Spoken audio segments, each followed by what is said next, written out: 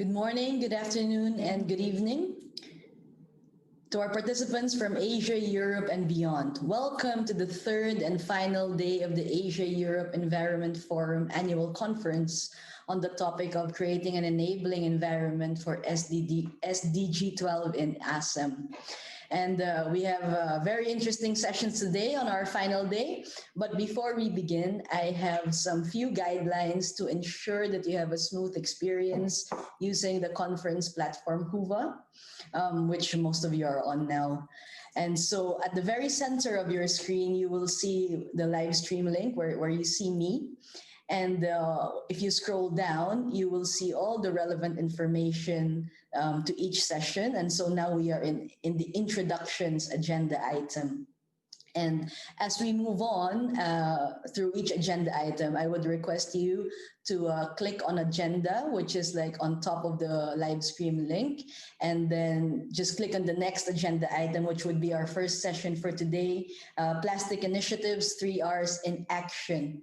Now, on the right-hand side of the live stream box, you will see 3 things. First is the Q&A section, where at any time during the panel sessions, you can type in your questions, and the ASEF staff will ensure that the moderator gets the questions, who will then redirect them to the relevant speakers. And beside the Q&A section is the chat, and where you can chat with other participants about the topics being talked about, or if you need to communicate anything to us, the organizers, you can also use that. And then the third section on your right is the community section, where you can do networking with other participants. We see that a lot of people have begun and started topical discussions. And so you can do that there and share relevant articles and so on. Throughout the day, we will endeavor to start and end the sessions on time, especially when we transition to the second plenary session later on, in consideration for participants who may come only for that, who are not with us right now. We have a break in between, and we will initiate that, and we will let everyone know to move to the next agenda item, as the link for that would be different.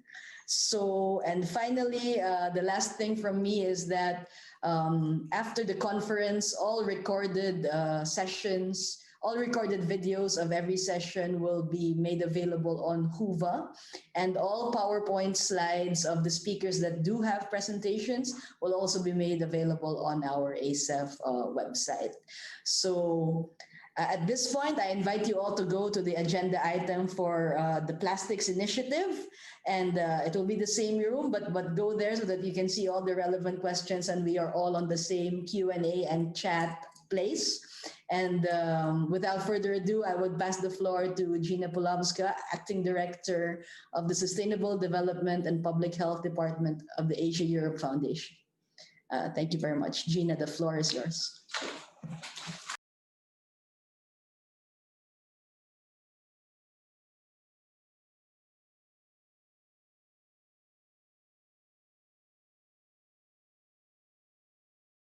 I would like to warmly welcome you at this session. I am really excited to start it because the research we have been doing on plastics, especially single-use plastic initiatives, is something that originated almost 2 years ago when we looked into the implementation of Sustainable Development Goal 12 on sustainable consumption and production.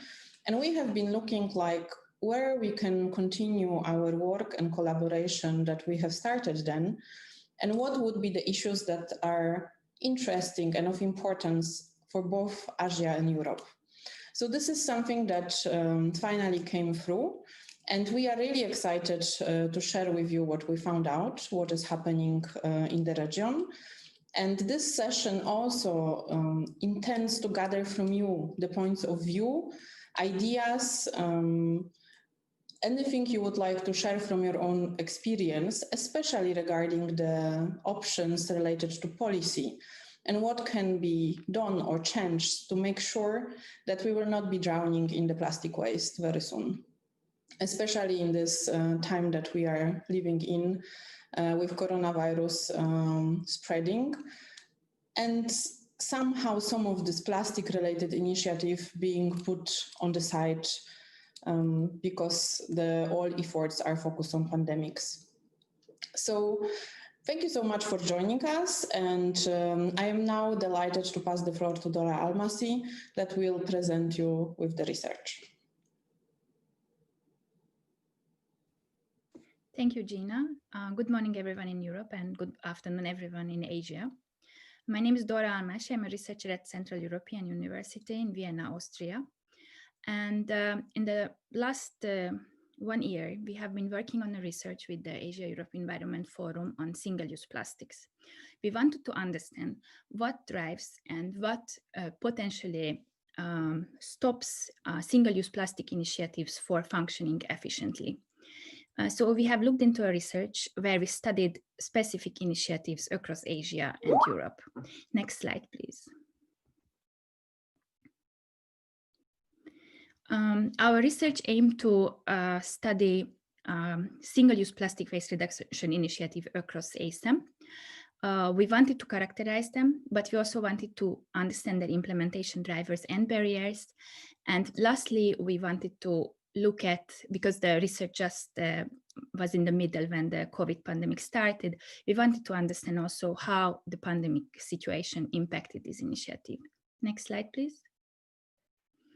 The research focused on bottom-up initiatives, which were already self-sustainable and have been operational for at least 1 year during the time of the research. We both carried out desk research where we identified over 100 initiatives, and we also surveyed these initiatives to understand more about their characteristics, implementation drivers, and barriers. We looked at all 51 ASEM partner countries for initiatives, and the research took place in the end of last year and the beginning of this year. Next, please. So this is just a reminder that these are the Asia-Europe meeting partner countries. Basically, our research mostly covered Europe and Asia. Next slide. So about the findings, what we have found out. We looked at the project objectives according to the the waste reduction the hierarchy, where objectives are moving from the most preferred option of refusing or reducing plastic to the less preferred option. We have found that almost half of the initiatives focused on material recycling, but many of these projects were also focused specifically on reducing the use of plastics. Next slide. We also looked at the size and the scope of these projects, and we found that most of these projects and initiatives are run by smaller size organizations, smaller middle-size, medium-size organizations. And their activities are focusing on the city level or the country level. City level was more prevalent in Asia, and country level was more likely to happen in Europe. Next slide. We also studied who manages these organizations. We found that almost 70% of all these projects and initiatives were run by for-profit organizations. And these included recycling companies, retailers, plastic industry companies, but also social enterprises and tech industries. Next slide, please. We also studied what these organizations and projects are actually doing. And we found that many of the projects are focusing on awareness raising or training, and as many as focusing on training or awareness raising are also focusing on recycling, collection, or also delivering a change in product design. But what we have found is that when we looked at activities according to the type of organizations that are managing this project, we found that there is a much stronger divide. And for-profit organizations are the ones who are focusing on technological solutions, working on collection, recycling, delivering a change in product design. And not-for-profit organizations are the ones which are dealing with awareness raising and trainings. Next one, please. We also looked at what type of innovations the studied projects delivered. We have found that almost all projects delivered one or more innovations, let it be technological innovations focusing on a new product design, improvement to processes, or introducing a new infrastructure for collection and recycling. But we also found that many of these projects are bringing social innovations, changing how the plastic waste is managed, changing how the fees are calculated or how the budgeting is done for these projects. Also, we found that a lot of projects are delivering cultural innovations. Next slide, please. In the next phase of the research, once we studied these 100 initiatives and we understood more about their characteristics, we also wanted to survey them and ask them how they are finding their projects, how successful they find their project, what is helping them to implement this project, what is not helping them, what is stopping them to do their work well, and also to understand how these projects can be scaled up, because as you have seen on the previous slide, these projects were mostly smaller scale initiatives focusing on local or national level. The surveyed initiatives gave rather similar answers, and they found that commitment, funding, access to technology, access to capacity building, but as well as good regulation and available market mechanisms are all important implementation drivers. Next slide, please. They also considered their projects potentially scalable, and they mostly suggested that when these were city level initiatives, that they can be easily extended to other cities, but they also suggested that they can also be extended to other countries. So there was we saw a strong scalability potential for these projects. Next slide. We also asked them what is stopping them to upscale their initiatives and their projects and to extend these projects to a wider scale. And among the most frequently quoted implementation barriers, we have found the lack or the limited availability or the limited design of regulation and standards, the lack of or the limitations in tax incentives, but as well as access to public and private funding until the initiatives become scalable and profitable. Some initiatives mentioned the lack or actually the limitations in collection and recycling infrastructure, as well as awareness, interest, or commitment from consumers, but also from the management side of the company or governments. And as well as some mentioned the lack of coordination along the plastic production chain. Next slide, please. As a complementary activity in our research, we also looked at what were the impacts of COVID-19. Of course, by now we all know that the pandemic situation had a negative impact of how much single-use customers are using, and these are somewhat now felt justified because of the safety considerations. We also saw examples when governments were taking aside or putting aside regulations concerning single-use plastics due to the pandemic situation.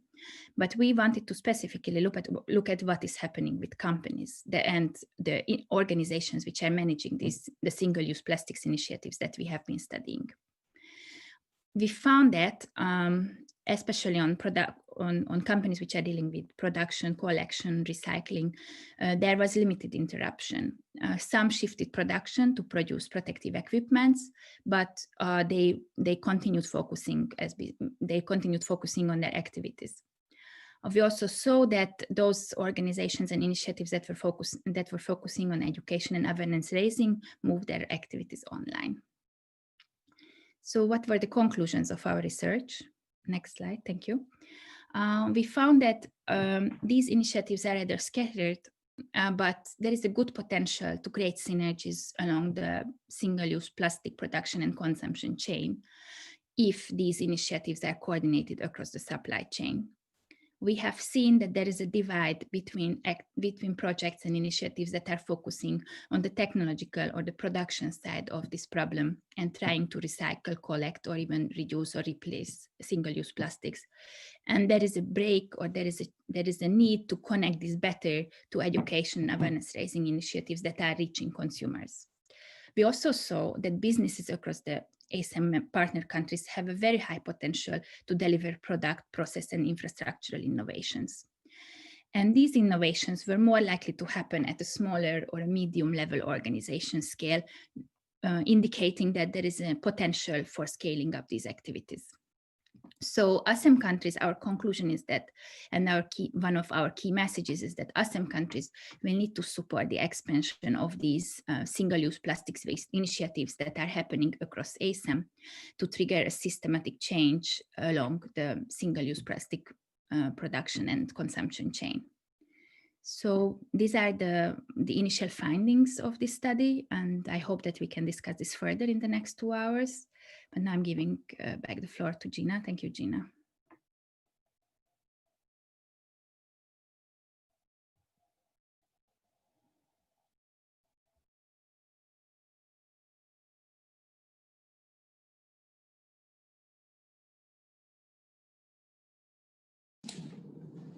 I would like to now pass the floor to Stefania Ministrini from European Environment Agency.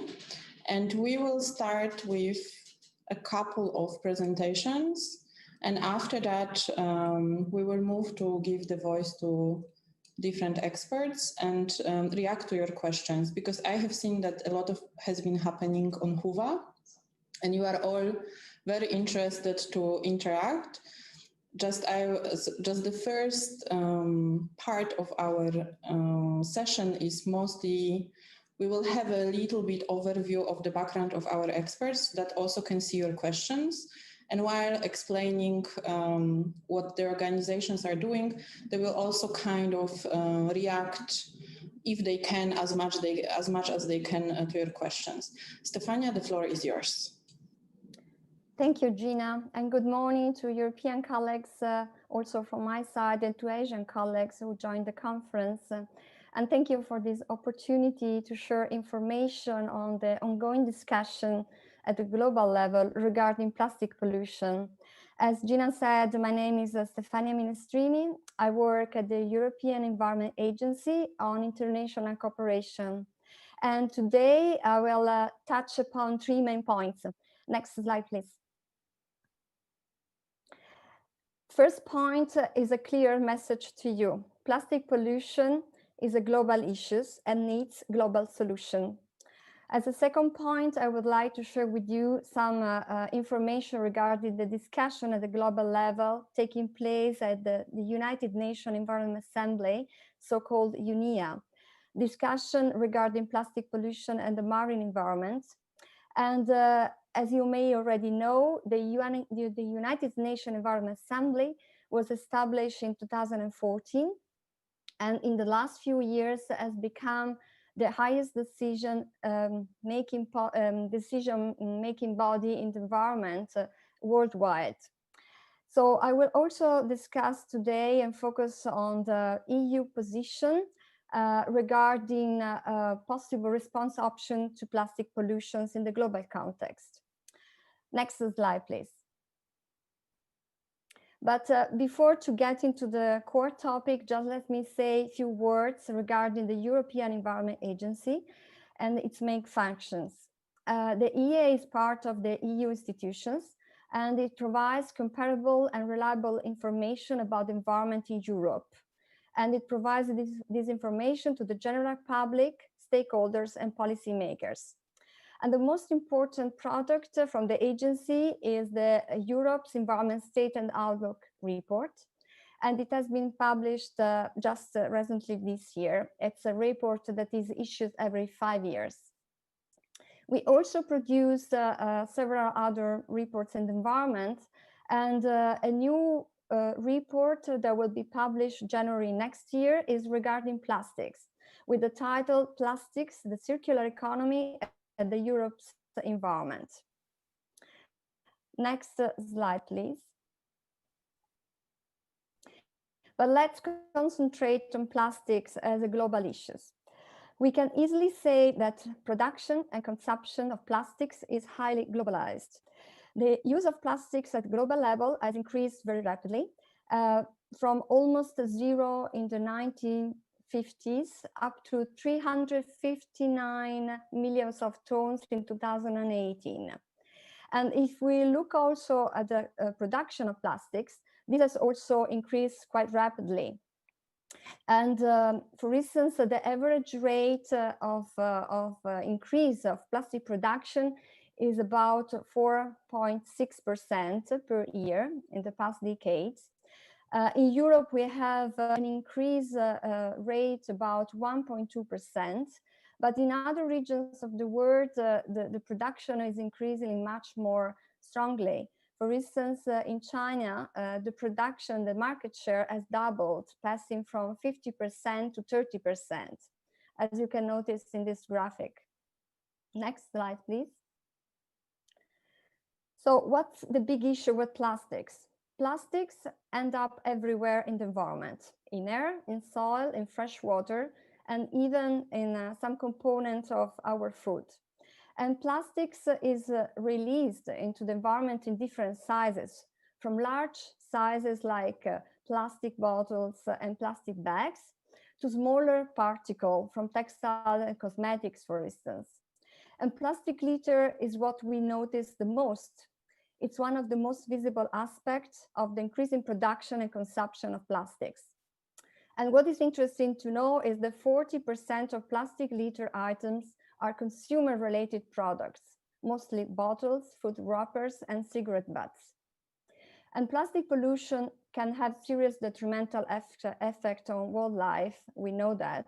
It is primarily due to entanglement, injuries, and ingestion.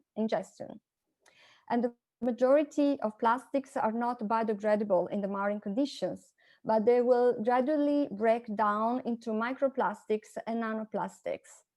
And the extent and speed of this fragmentation depends on the type of plastics and the exposures to sunlight, high temperatures, wind, and waves. Another important aspect to know and to notice is that the majority of plastics found in the marine environment in Europe and elsewhere is carried by rivers.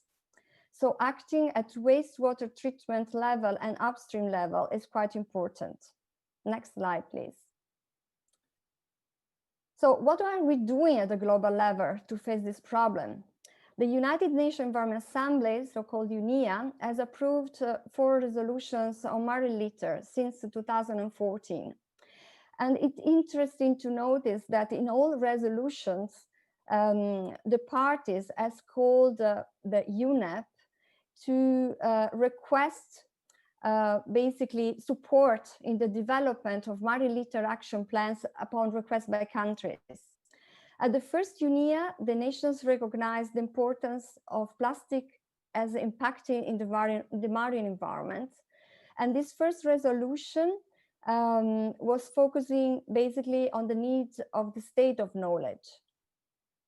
And in the second UNEA, in the resolution 211, the parties asked UNEP to produce an assessment on the effectiveness of global and regional governance strategies to face plastic pollutions in the marine environment.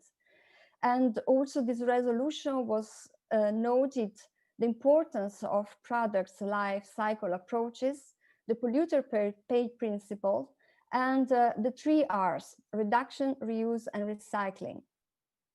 This resolution has also identified the research gaps and the need for policy recommendations. At UNEA 3, the resolution 3/7 established an ad hoc open-ended expert group with the main objectives to identify the response option to face plastic pollutions in the marine environment.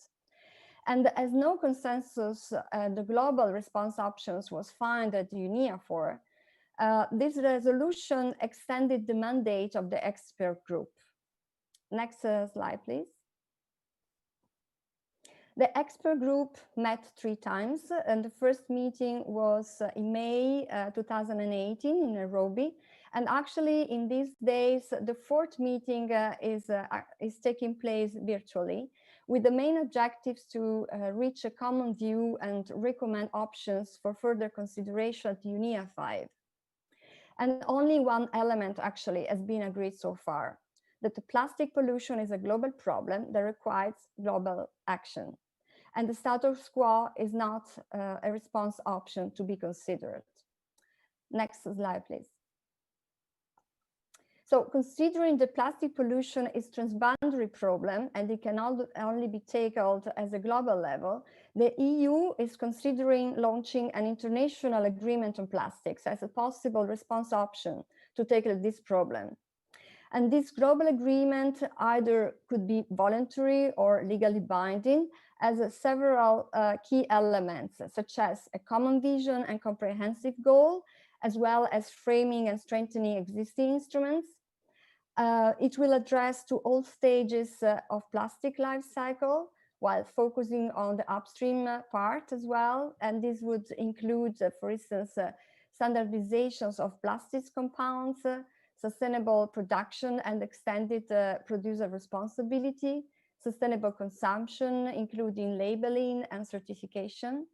And another important element will be environmentally sound waste management and wastewater management. Next slide, please. Other key elements are avoidable plastic products, phasing out avoidable plastic products, especially single-use plastics.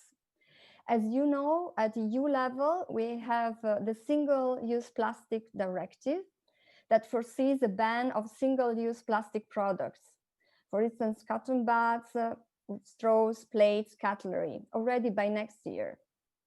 And another important element is the building on existing instruments and best practices, in particular fostering national action plans to help countries to adjust their measure according to their own context. Another important element is the harmonizations of monitoring and reporting and collecting data. And of course, mobilizing resources, support implementation efforts by financial resources will be also crucial. So to conclude, discussions are still ongoing, and a summary for response options will be prepared in the coming weeks and submitted to the 5th session of UNEA. Now, due to the pandemic, this session has been postponed to February 2022, and that means that there will be more time to reflect upon possible options. So that's all from my side, and thank you very much for your attention. Pass back the floor to you, Gina. Thanks. Thank you so much, Stefania. It's always good to have an overview of what is happening. The issue of the plastics in the ocean will be still further discussed because we have a colleague from IGES that has been hosting G20 last year and discussed the marine plastics issues as well. At the moment, I would like to move the floor to Arab Hobala. He has been working on sustainable consumption and production in collaboration with EU while being involved in Switch Asia program. And he has also very good overview of what is happening regarding plastics in Asia, looking also in the business perspective. Arab, if you could share with us a bit of the insights of how does it look from your perspective and what is happening regarding plastics initiatives? Are they hindered by ongoing pandemics? What do you think is important for us to pay attention to? Arab, the floor is yours. Thank you, Gina. Thank you, colleagues. Thank you for the previous 2 presentations. I'll have brief comments on these 2, and I will continue with the points that I want to share with you. The first one, which is almost the last line from Dora, where she refers to the need to trigger systemic changes. Important, necessary, but we should recognize that it is complex and almost not done anywhere. On the presentation by Stefania, I would just a word of caution, being myself an ex from UNEP for many years, at the origin of many international agreements related to SCP, to procurement, to others. Good to have international agreement, but we should be aware that they have no capacity or means for implementation. And so we piled the recommendation, and I can tell you about SCP since I am the one, together with my previous team in UNEP, who put it high on the UN agenda in Rio and others. And today I just see that we are stepping back rather than forward on SCP, on pollution, on plastics, and so on. So a word of caution, be careful. They can provide an agreement, but UNEP and other UN agencies have almost no power for implementation. And that brings me to the elements on which I want to focus. I agree with you that plastic production, use, and disposal is a major global problem. This is no discussion about it. We tend to say that the big pollution and the big producer are in Asia, but we forgot to say that if we look at the analysis per capita, USA and UK are the major producer per capita of plastic waste. But we see it more here in Asia. I'm in Thailand being one of the, on the top of the list. As a region, Asia is effectively the one producing maximum, volume of waste in the ocean, in the cities, in nature, everywhere. And many countries in Asia are on the top 10 list. Concern for plastic waste are rising everywhere, in all regions. It becomes an important policy and media issue. I want to insist on these 2 points, policy and media issue. And I would be adding, and I would explain why, greenwashing policy and media issue. And that's why we're not advancing much on that. Almost all UN agencies, without any exception, international organizations, NGOs, have programs related to plastics. Most governments are developing policies and legal framework for plastics. But if you look at it, in most cases, we are referring to managing the waste produced, on the way we can recycle them. And we have, on top of that, the issue of banning single-use plastics. It's so great for a policymaker to have a decision, I want to ban single-use plastic. It's top on the media, but then what? Plastic waste is a typical production and consumption issue, which means if we don't look throughout the system and throughout the supply chain from a life cycle perspective, we will just pretend that we have done something, but at the end of the day, our peanut will not result in any impact. We have to be serious about this issue.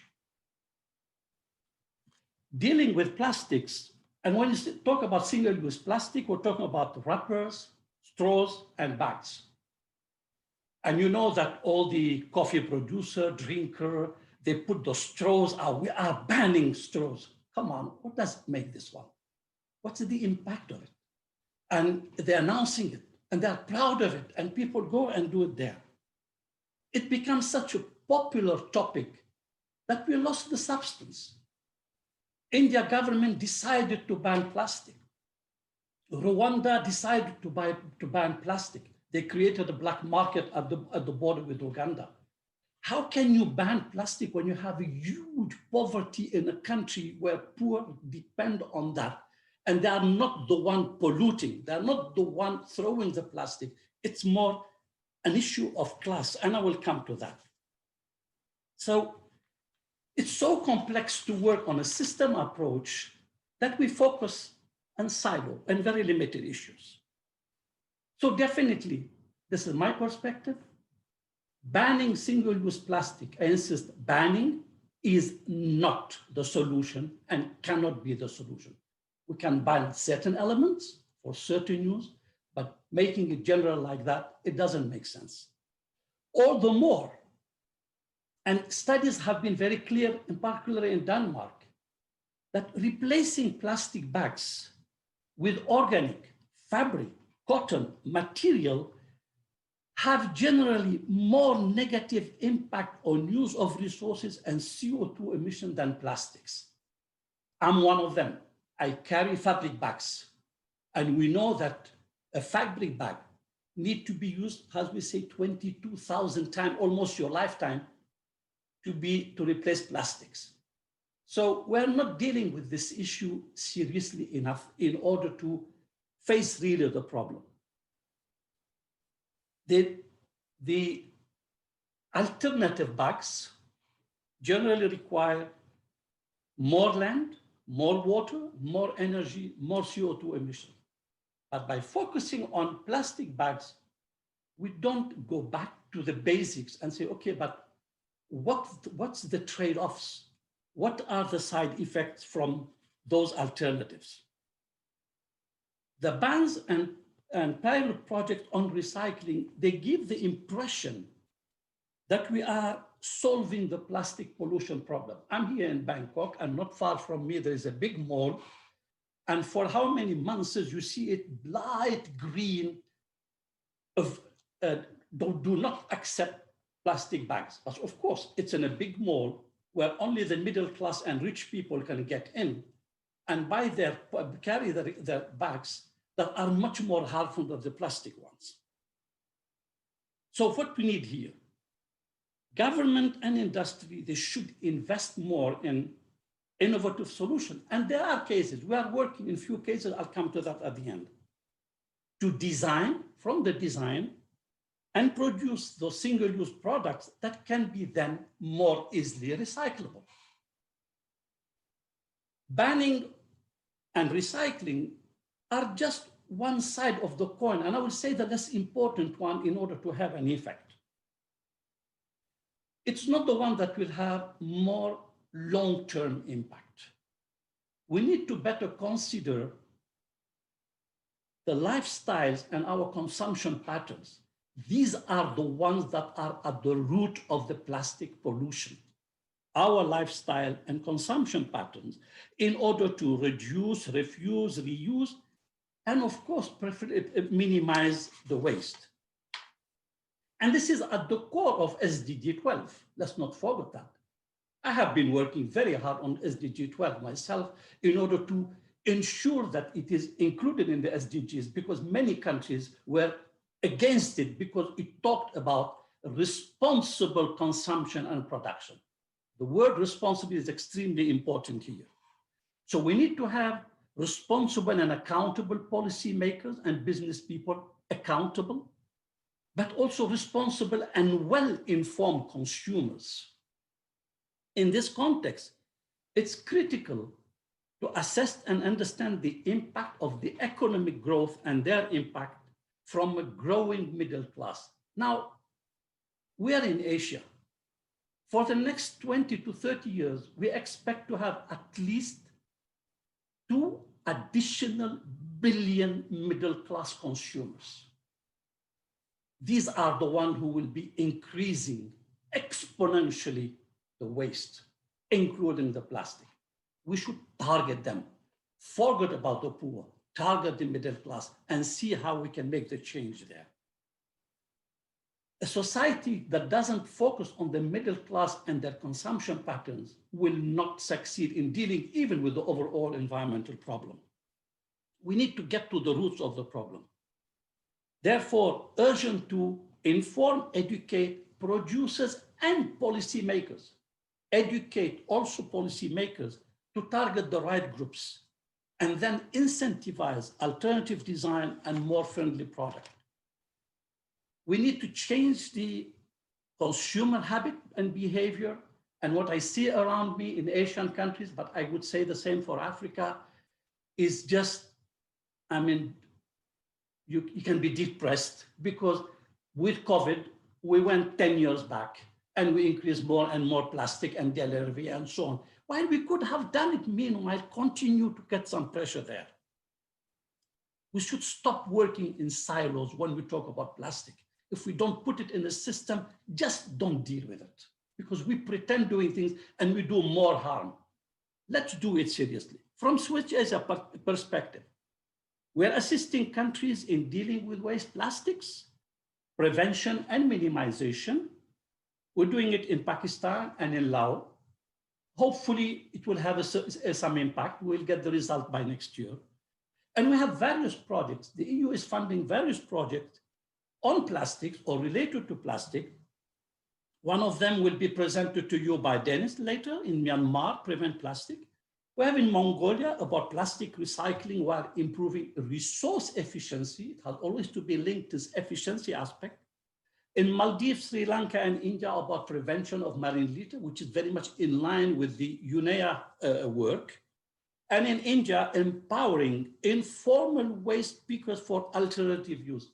We all know that plastics is much more an informal business. We cannot formalize it, but still we need to find ways to support them. So there is a huge potential for innovation and doing things right in Asia. But to do so, we need to approach the problem from the right perspective. We need to look at the consumption pattern. We need to look at the lifestyle, not accuse the people, not finger them, but provide them with information and tell them why it would be preferable to do that. Thank you.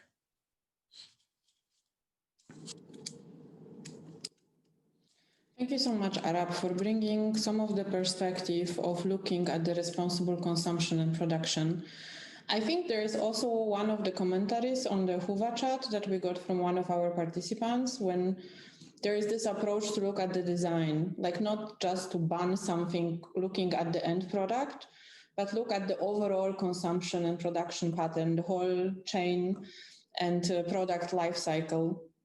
And this is also something that really struck me last year when in Singapore there was an enormous conference on plastics. And as you might know, in Singapore still there are plastic bags quite widely available. So this is something that we are still exploring what can be done about that, even though there are alternatives coming.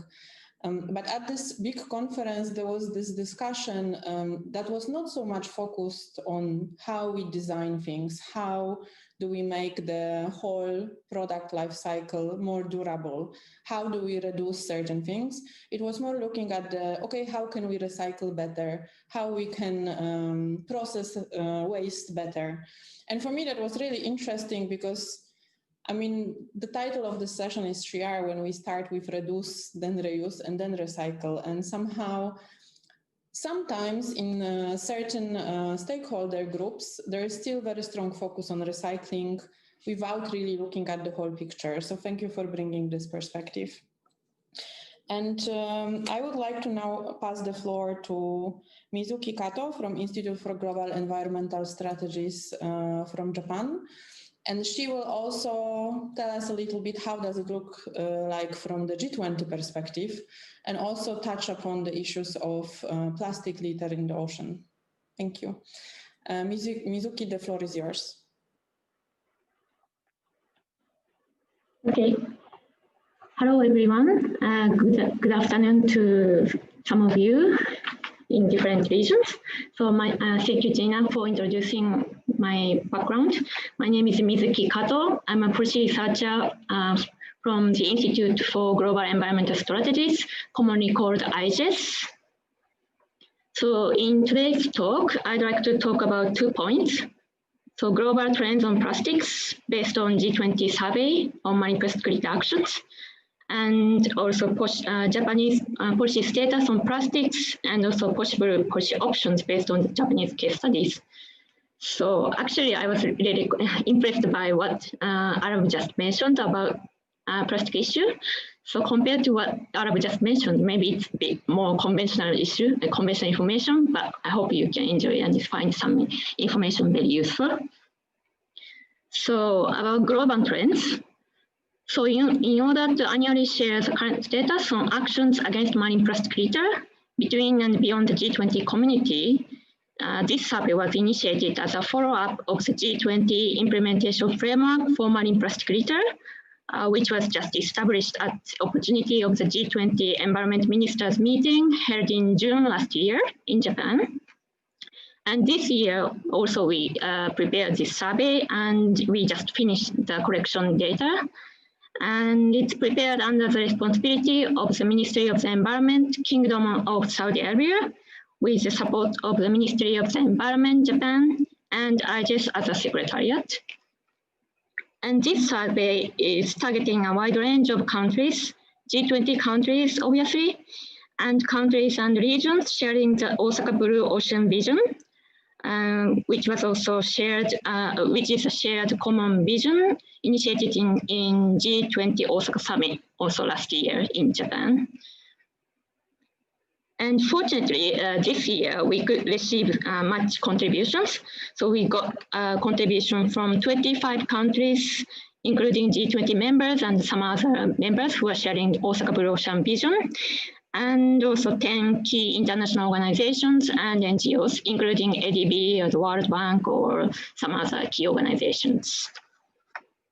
And this survey result shows that 19 out of 25 countries reported that they have national action plans specifically to the marine plastic litter issues. And if you look at the specific actions, EPR was also reported by 19 out of 25 countries, and addressing the use of single-use plastic by 23 countries, which means most of the contributed countries already have some actions on single-use plastics. And microbeads restriction by is a little bit small numbers, so it's reported by only 12 countries, and most of the reported countries are high-income countries. And for waste management related, improvement of waste management and recycling systems was also reported by 23 out of 25, and cleaning up activities by 24 out of 25. So which means most of the countries have already some clear actions or policies for waste management and cleanups. So the point here is that upstream measures such as microbeads restrictions were mainly reported by the upper income countries such as Canada, UK, and Netherlands. Then I think this is indicated that high income countries are trying to take an integrated policy approach against marine plastic litter. So let's say they're aiming to tackle this plastic issue from the upstream to the downstream by taking a more circular economy approach. And on the other hand, the participated low-income countries, including some Asian countries, reported that they still have some key challenges in waste management, so such as weak enhancement of waste-related legislation, or lack of monitoring capacity, or limited data for proper waste management system. So here, we can say it's important to consider appropriate policy measures in line with each country's conditions. So we can say, so possibly for countries with such a sophisticated waste management system, more upscaling of the upstream actions could be considered. And at the same time, for these, in addition to these countries, the countries with more challenges on waste management, more improvements for waste management system, such as development of data collection system or capacity building for local staff, could be a possible option.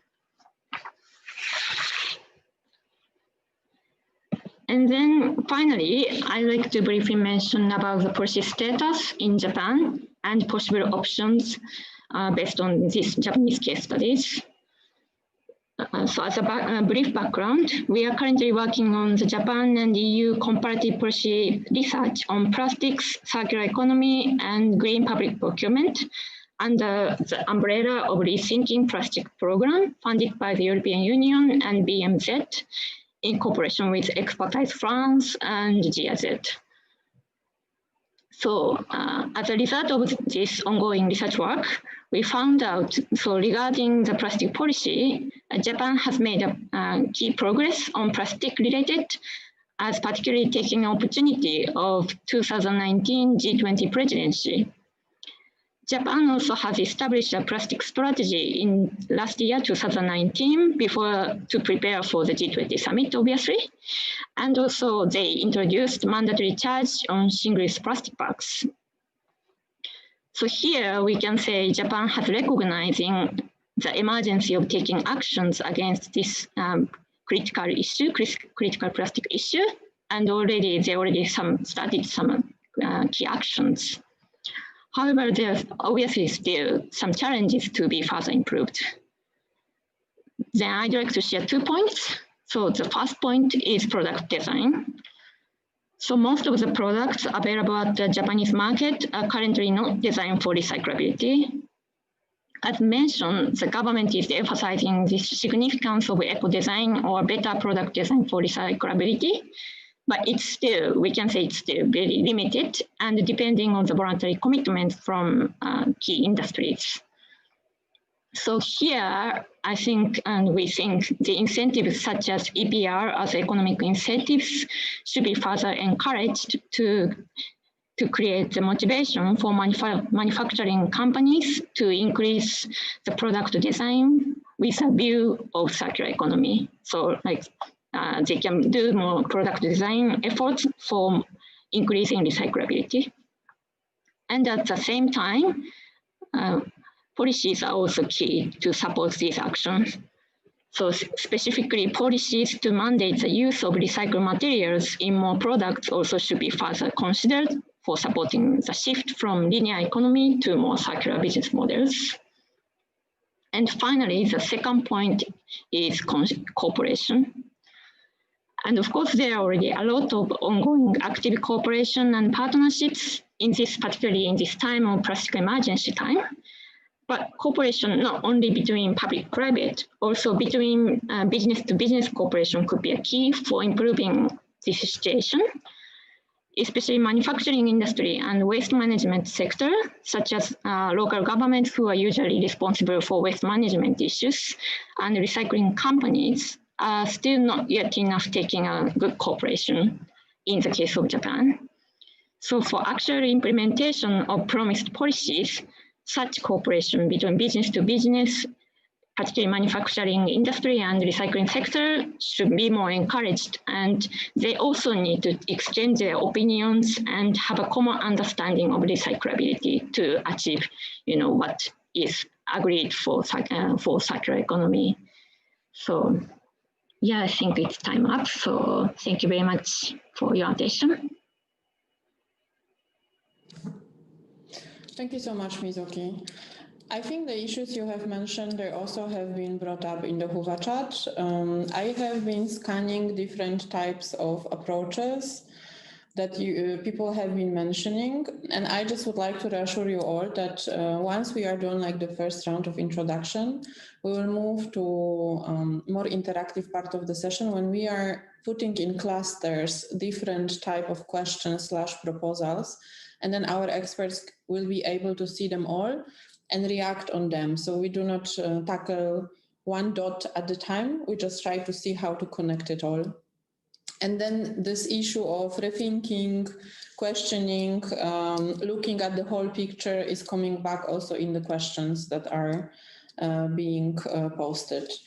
And having said that, I would like to pass the floor to Dennis Schaffer. He has been involved with the organization that is working on preventing plastic, which is also some of the things that have been indicated, how to prevent, what to do in the country that is developing, how does it differ from the developed country, what are the alternatives for the countries with less developed infrastructure and more scarce financial means. If you can share your experience on that work, that would be excellent. Dennis, the floor is yours. Thank you very much, China. Good morning, good afternoon, and good evening, ladies and gentlemen. My name is Dennis Schäfer, and I'm joining this call from Yangon, Myanmar. I'm working for SEQA, which is a non-profit development organization with its headquarters in Bonn, Germany. SEQA is specialized in the worldwide implementation of development projects. One of those projects is Prevent Plastics, which is part of the Switch Asia program and is funded by the European Union. It's a 4-year project in Myanmar, which officially started in May 2020. Overall objective of Prevent Plastics is the promotion and sustainable production and consumption patterns in Myanmar. In this speech, I will focus more on the 3R approach and also on the upscaling aspects of the project. One of our goals is to implement sustainable waste management systems in the industrial zones. To achieve these goals, we selected 3 pilot industrial zones in Yangon and 1 in Mandalay. We did a baseline report in these industrial zones to understand better about the current situation with the industrial waste. Based on this data, now our technical experts and project partners are preparing 3R concepts, which are specialized on the needs of each industrial zone. Once the 3R concepts are ready, we are planning to make an action plan together with the responsible governmental bodies, as well as the industrial committees. It is important to find practical solutions which are specialized on the requirements and needs of the industry, but which also can be realistically implemented in the region or in the country. We are also implementing a monitoring system to see the results of our action. And if some actions are particularly successful, these actions will be transferred and implemented in other industrial zones in Myanmar as well, which will be one of the upscaling component of the project. This is what we are doing right now to implement sustainable waste management systems regarding the industrial waste. But I also would like to give you one more practical example, which our team did about plastic packaging. In a consumer awareness survey, which we did in the beginning of the project, by the way, you can download it for free on our website, preventplastics.org, we could see that the knowledge of participants were already very high regarding the negative environmental impact of single-use plastics. The problem is that especially for the product packaging in the supermarkets, eco-friendly alternatives are missing in Myanmar. 51% of the respondents say that they actually would like to avoid this kind of packaging, but there are no alternatives and they are unable to. For example, especially if you want to buy some local Myanmar snacks in the market, you didn't have any really alternatives in the past than the plastic packaging. Our team did a training with one of the local food factories who are producing this kind of local snacks. And their main product was a bean curd, which has a wet, oily surface.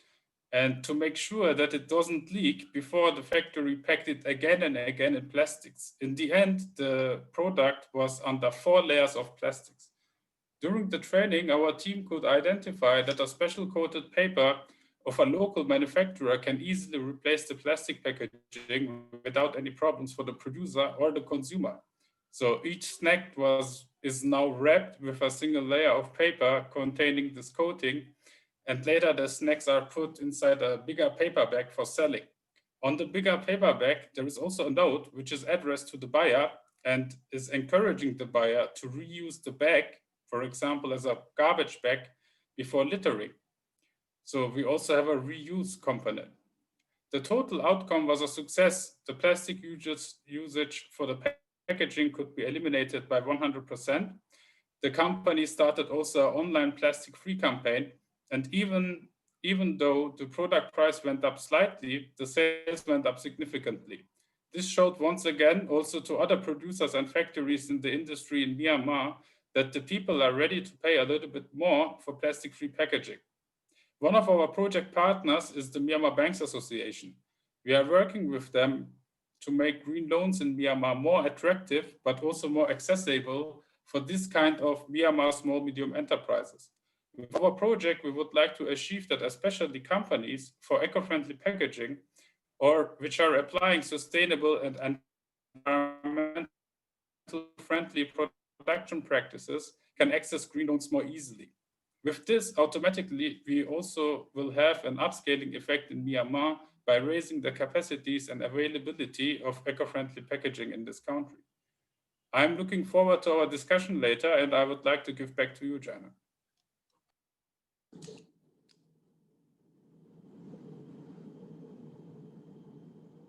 Thank you so much, Denis. I think it's always interesting to see how the initiatives that are very specific work out, because sometimes we really talk about big things like international agreements, what needs to be done on the global level, what are the trends, and so on and so forth.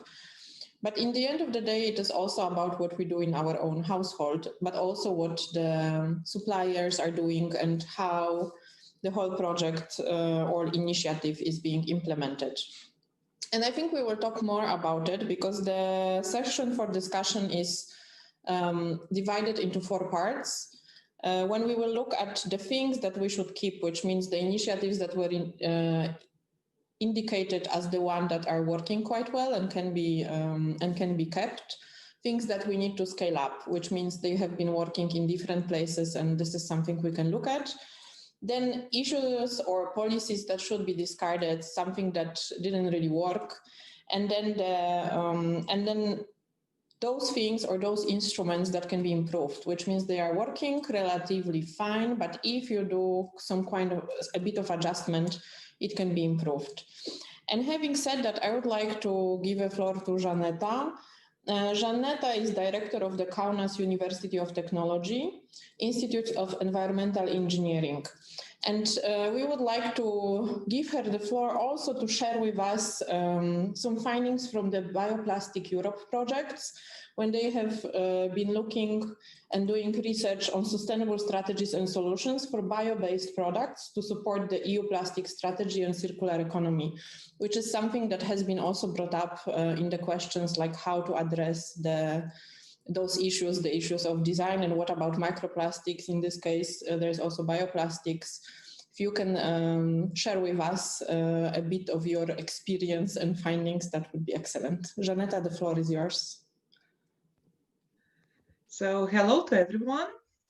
And Grażyna, thank you very much for the nice introduction of me and the project I am representing. As Grażyna said already, we're with other partners started recently the new project, Horizon 2020, Bioplastic Europe. So that means that developing and implementing sustainability-based solutions for bio-based plastic production and use to preserve land and sea environment quality in Europe. So we are 22 partners from 13 countries, mainly from Europe, and we have one partner from Asia, it's Malaysia, and we are really happy to have them on board because the issues of the plastics in Asia countries are very important, and nowadays I think also very important to all world, as it was presented by previous presenters. And I'm really happy that our project is trying to deal with all that issues on a systematic way, and what was stressed by Arab and other presenters, we are trying not only to create strategies for banning, but also to provide some systematical evaluation and alternatives, not only from the hard point of view, I mean, not only technological ones, but also about the education and the strategies and so on. So the main objective of our project is to develop sustainable strategies and solutions for bio-based plastic products, as well as to develop approaches focused on circular innovation for the whole bioplastic system. What I mean is very important issue which was stressed by the previous presenters. So we are going to deploy this to support the policy making, innovation, and technology transfer. So also, in fact, this was, as I mentioned, the main objective, but also we have 6 more detailed objectives. So to define, test, and deploy innovative product design strategies made from renewable sources, and also transformation of current creating new bio-based products. So this like our 2 ways test, so transfer of the new bio-based product, or transformation of the current ones to make them easier recyclable, or even to change the initial materials. The objective number 2 in our project is to map current waste collection and management schemes, because also, as it was mentioned by the previous presenters, is not always the bio-based plastic can replace the plastics in our everyday life. So therefore, ensurance that we are collecting the plastics in the right way and not allowing them to get to the our environment, especially to the oceans, is very, very important. So optimization or suggestion how to improve our waste collection system is very, very important issue. The third objective is also to investigate the potential impacts of bio-based plastic on the terrestrial and aquatic environments and possible implications to the human health. This is another important issue to think from the systematical point of view about the bio-based plastics and their development. And objective number 4 is to build the biodegradable plastic sustainability framework to produce the safety protocols. And objective number 5 is to develop innovative business models. And this means also we are stressing a lot the importance of the education. And as Arab was telling all of you about the importance about the policy issues, we also think that it's very important to educate the lay people, society, to make a proper behavior, also to train the business and policy leaders from the very beginning, from schools, university, and so on. And another very important thing from our point of view, it's represented in our objective number 6, it's a communication strategy. So the proper communication of the impacts of the bio-based plastic, of the plastic waste management system strategies also had a huge impact on our situation with the plastic waste. Also, what we are expecting from our project. So first of all, maybe I would like to mention that we are focusing on not like our bags or bottles. So our main focus is cutlery, soft and rigid packaging, agricultural mulch film, toys, and aquatic materials. So expected results, it's innovative materials. So to foster and encourage deployment of innovative bio-based and biodegradable materials, stakeholders engagement to ensure a strong commitment of producers, politicians, industrial and private consumers. Also new business models to experiment with innovative business models by incorporating circularity and sustainability to maximize the value of materials along the entire value chain. And also, as I mentioned, safety protocols to ensure the safe use and end-of-life management of innovative bio-based plastics. So currently we are in the phase of the research, development and implementation. So we are working on the material development. So first group of materials developed. So as I mentioned, this is packaging, toys, agricultural mulch film, cutlery, and aquatic material developing in our one of the work package number 3.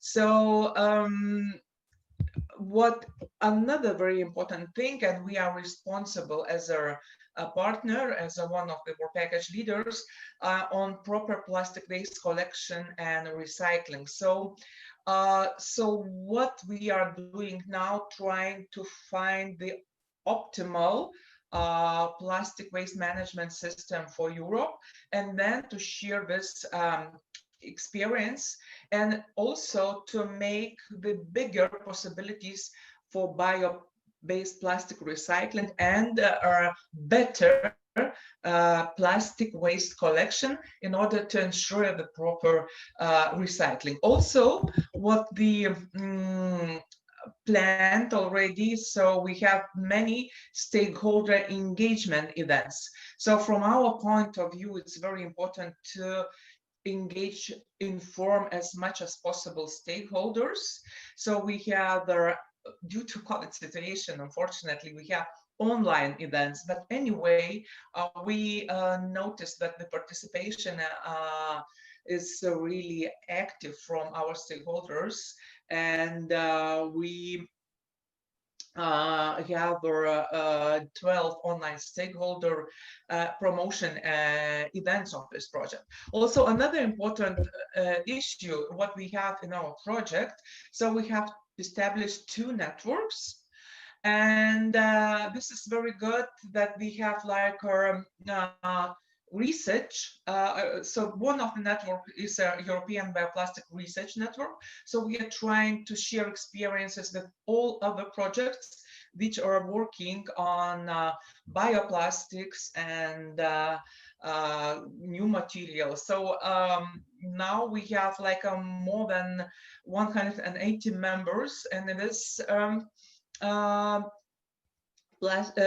network, and also preparing the events, online events. We have 2. We had 2 already, and another very important and interesting network is the historical cities against plastic waste, because we have the specific group of the cities. So historical cities, sometimes, you know, it's not so easy to establish proper waste collection in historical cities.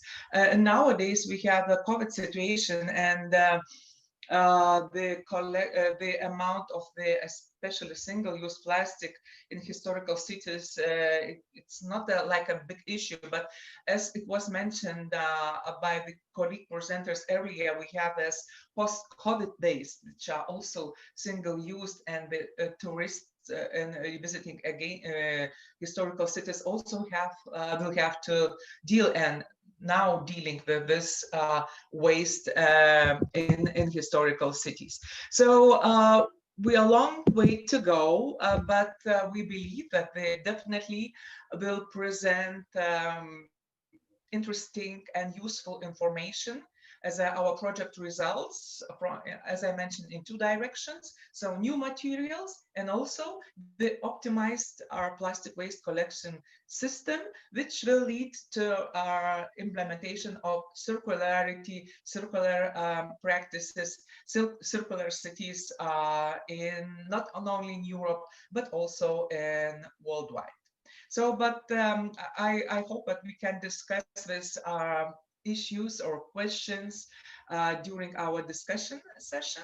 So I am really open to your questions, proposals, and maybe also I would like to invite you to join our networks and our project. So thank you, and hope to get the questions from you. So Grażyna?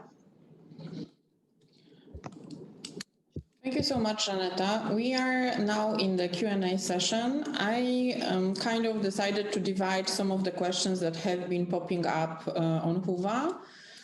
And I would like to allocate one question to each presenter. And I would like to request for time discipline, that we will just react 1-2 minutes on the question.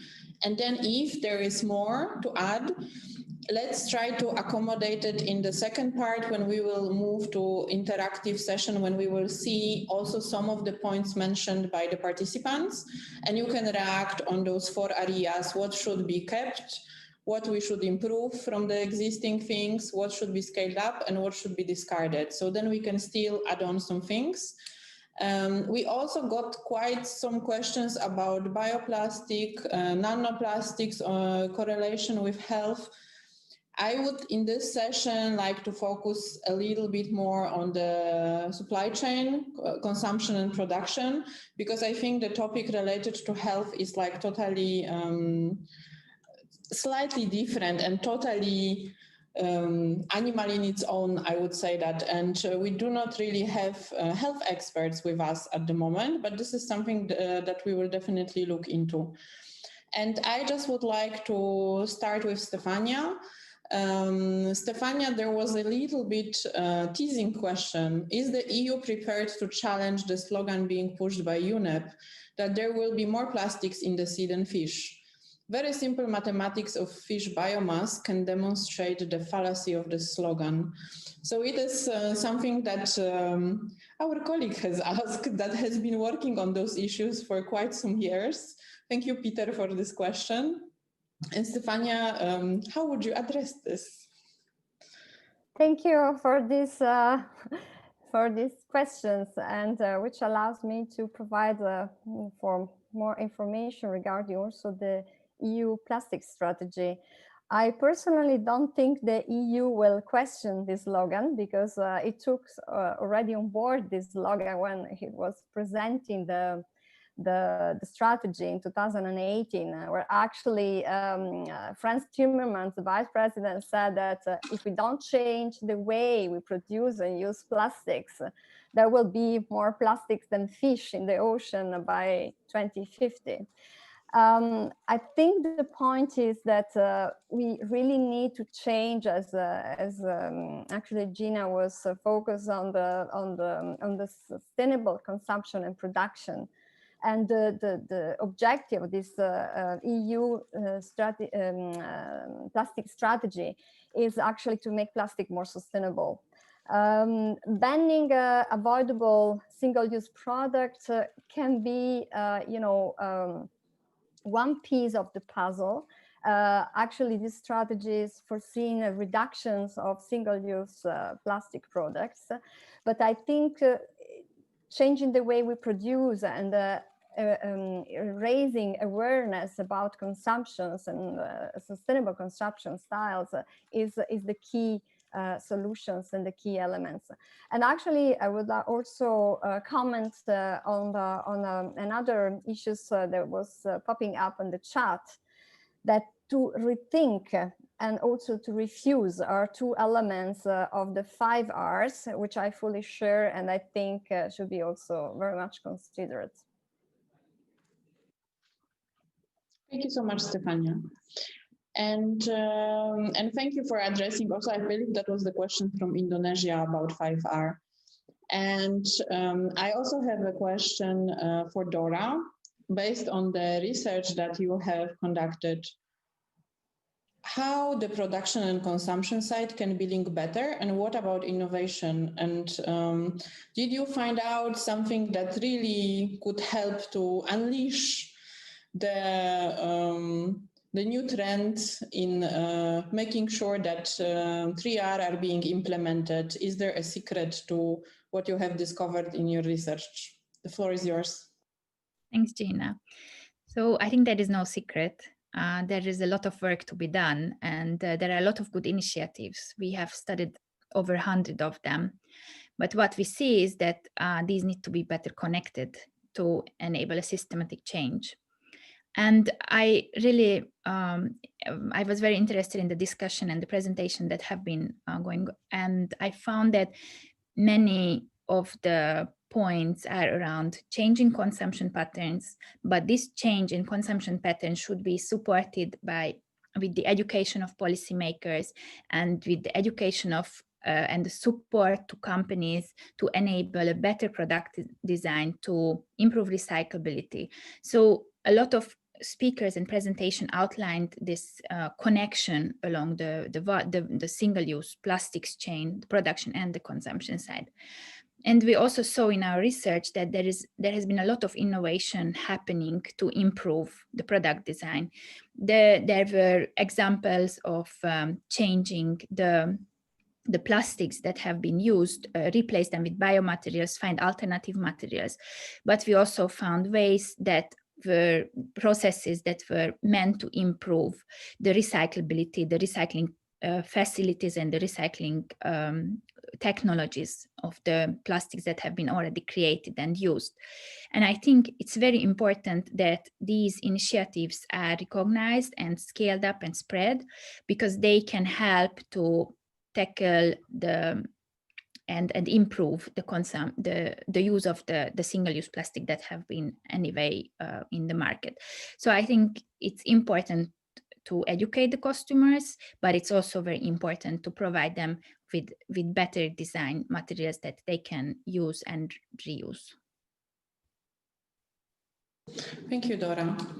And while we are talking about households as well, there is a question for Arab, as we internally decided that would be, you will be up to the task, which is also related with how to encourage every household to reduce single-use plastic use on daily basis. And what do you think is the role of education or awareness raising campaigns? Because there were a couple of questions about it. Like, from your experience, what makes those campaigns work? Like, what really makes the difference, if you can share with us? What makes the difference is what we are talking about and how we're presenting it. The consumers are not naive, except the ones who are just big, crazy shoppers. They realize when something is done just for communication and for purpose, and this will not induce them to change. So when you inform people, when you make a campaign, you need to bring the right arguments. Why are we doing it? Why this is good for you? Why this is good for your health? And why this is good for your pocket? At the end of the day, the economic side is important, but the health one. You said in the beginning, we don't want to discuss about the health issues, but plastic is very much related to health. And plastic, as we used to say, is a miracle. So banning plastic or just avoiding plastic doesn't help. At the household, we can clearly explain to the people what practice they have to carry on in order to reuse what they have. When they buy things that do not carry so much plastic. As we said, think about it before. And don't throw plastics. Plastics can be used many, many times. And when they are used, see very well where you are throwing them. There are places where they can be thrown and so on, assuming that we have the right collectors and recycling capacity. So households can look just around them and see the amount of plastics they have and start questioning themselves. Do we really need all this? Do I need all these plastic bags? Should I still keep on buying when I go to the supermarket and get 3 apples in a plastic bag that then I will put in my material bag and so on? It's a matter of responsibility, but you need to be informed about that. But most important, if you want to convince the household to react or to behave differently, you should lead by example. When I say lead by example, the middle class and the decision makers, they cannot tell to the people, don't do this, don't do that, and they do worse than that themselves. So they will not become credible. And one of the issue for the household, and we have not been talking about it, I mentioned a couple of times the media. We have, at least in Europe, not yet so much in Asia, we are stopping the ads for cigarette, or we are reducing the ads for alcohol. Why we don't do it on the issue that carry too much plastics? Why we don't explain to the people why all this plastic is not useful for you? And at the end of the day, you will save money by just not carrying it all this, and it will be healthy for you. So household need proper education, need right information, and need cases to show them how it works. Let me give you a simple example. I come from a very poor origin. It doesn't look like now. My mother used to, the bag that she has, she used to hang there to be able to use it until it becomes in pieces.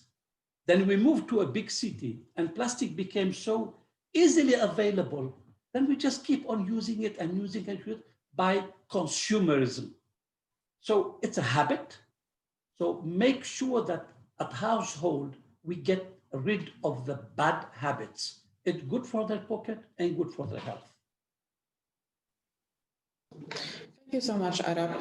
In the end of the day, it comes back to daily choices as well for all of us. I would like to ask the question to Dennis. What would be the most useful thing that would help you scale up projects that you are implementing? What really enables pushing a reduction of plastic in developing countries from your experience? What are really like the enabling factors that you can share with us? Yeah, thank you. Actually, I think the best thing to scale up some solutions or some actions according this is, of course, like every time, it's success. So if something is especially successful, then it's easier to scale up because everybody wants to implement it as well for his region or for his company. So what we are trying to do with our project is we are working very closely together with the decisions makers in the government, but also with the company owners and with the industrial zone committees to find a solution which is really practicable, a practicable solution. This means that we can really implement this without any problems, because every region and every country is a little bit different, and you have to find the solutions which is really workable in this country. So, and when we have some solutions, then and these solutions lead to success, then this will be the best way to scale up the process. Also, what is also still a problem or still an issue is, of course, the founding of these measures and the founding of these solutions. And here we are working together with the Myanmar Banks Association, which is also helping us, because especially when you are talking about renewable energies or such kind of environmental friendly solutions for the factories, it is easier to get a credit from the banks, especially in Myanmar. But when you want to implement some systems to reduce maybe your waste or some waste management systems, it is difficult to get a credit or a loan from the bank, because this is somehow not very in their target, not in their focus, and this to scale up our processes. Thank you so much, Dennis.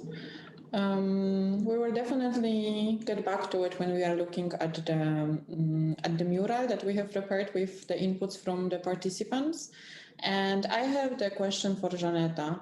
What do you think would really help to reduce the usage of plastic, especially given the bioplastic projects you are involved in? So thank you very much for the question. Then we are thinking about the bioplastic. So from the very first insight, it seems like, okay, we have a solution. But in fact, I think we have, in some case, we have some danger, because if we do not have the proper communication, what does it mean, bioplastics? We have even worse situation, because in some cases, the people will think that they can throw the bioplastic thing to the environment, and maybe that bioplastic just disappear or dissolve, or this is, I think, this is a danger we can have if we do not have the proper communication. What does it mean, bioplastics? So to reduce the usage of plastic, I think there should be the systems approach anyway, as I was mentioning, and then I introduced our project. So new materials are education of the people, as Arab and Dora mentioned, and also Dennis and Stefania before. So it's very important that we keep the responsible consumption and behavior. I think behavioral change is also very important. It's one thing from the soft point of view. Another thing, it's a new technology development. So to ensure that our plastics, not necessarily bioplastic, will be recycled as much as possible. So as much as possible types of the recycling. So it's also very important to efficient use of our resources. So in a way, we are reducing the how to say, the units of new plastic introduced into the system. So that's would be big help, I think, for all our environment and also to our resource efficiency as well. So as I said, the bioplastic, it's not like a single solution. It should be a system covering the soft and technological issues. So policy, education, innovations, technology, materials. So this is all things are important in this area. Thank you so much, Janetta. I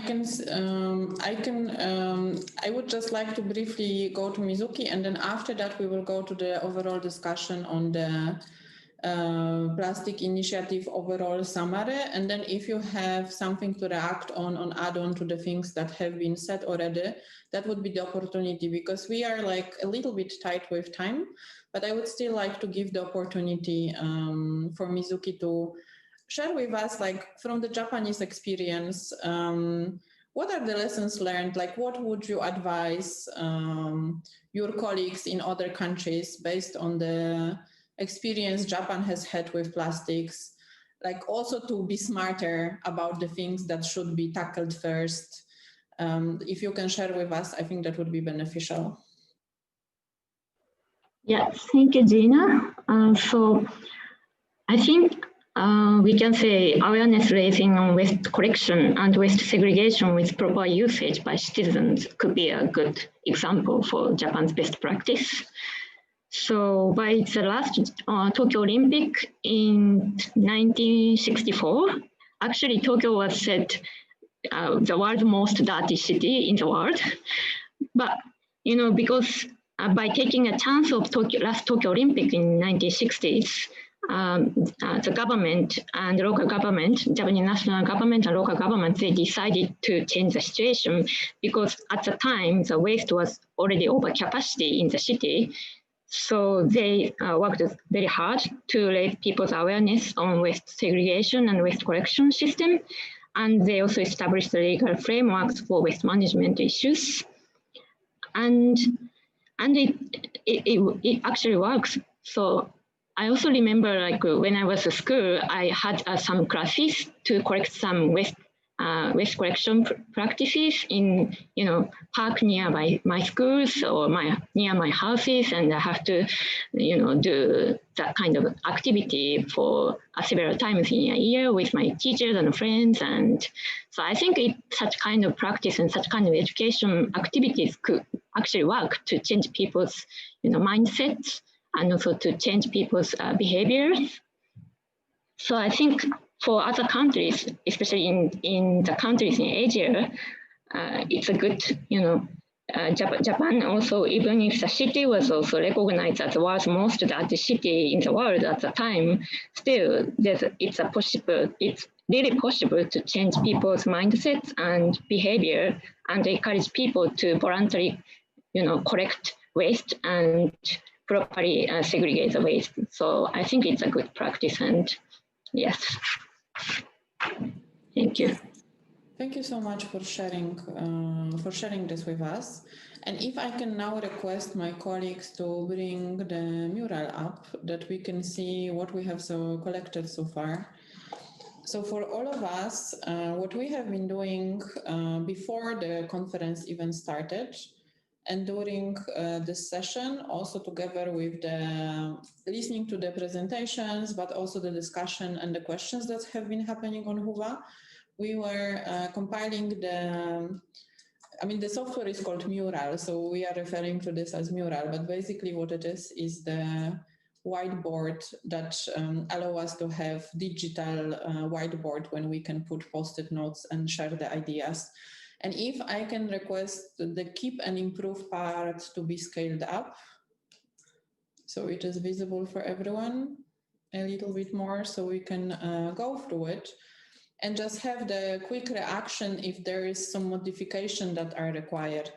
because we have approximately 10 minutes for like that part and 10 minutes for two other parts, and then a kind of summary. So those has been the things that ASEF team, together with some of the experts, was looking at and trying to cluster.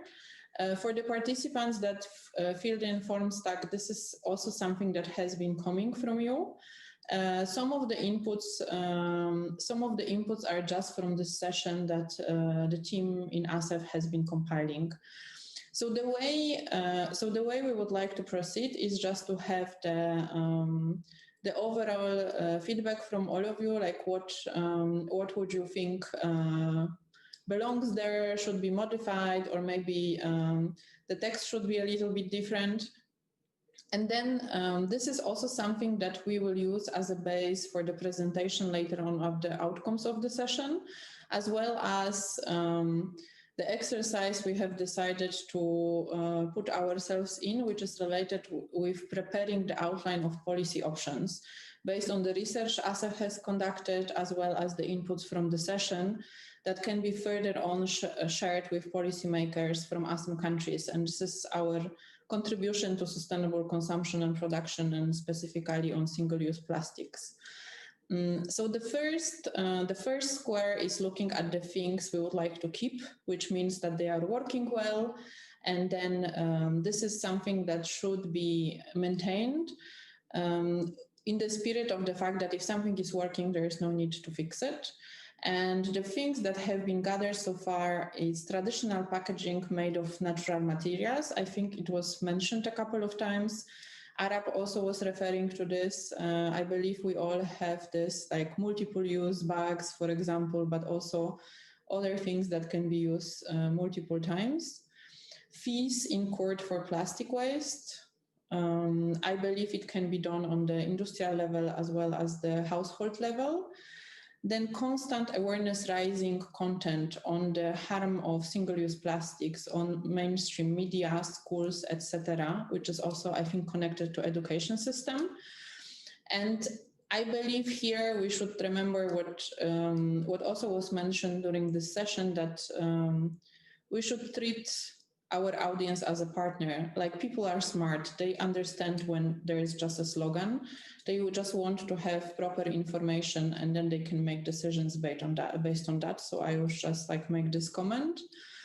Then there is higher taxes on plastic. I need to enlarge the screen, sorry. Higher taxes on plastic products, charging for plastic bags.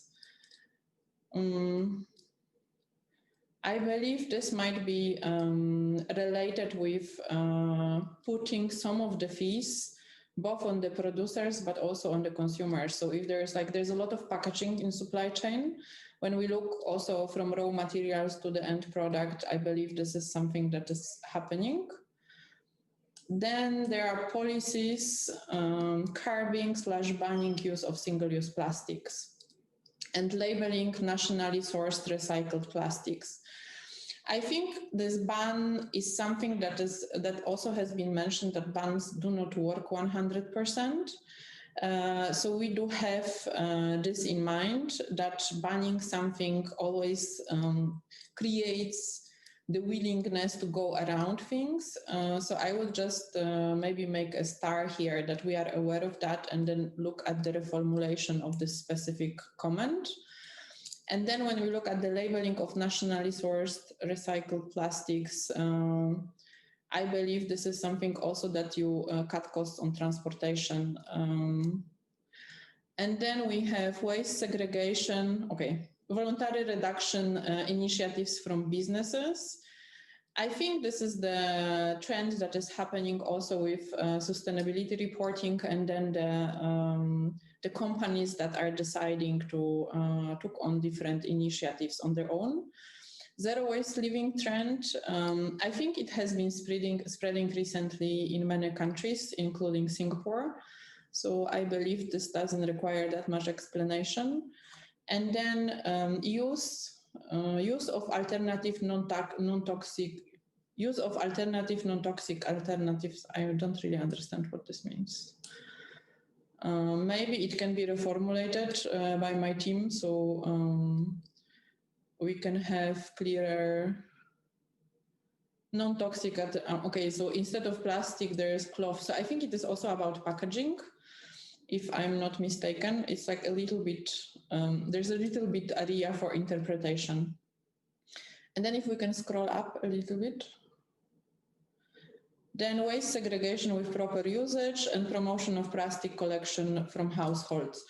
I just would like to check with all of you. Do you think something is missing, or do you think something doesn't belong here? What is your initial reaction? And for me, it will be a little bit easier if you just raise your hand so I can see you all. And then that way I can give you the floor.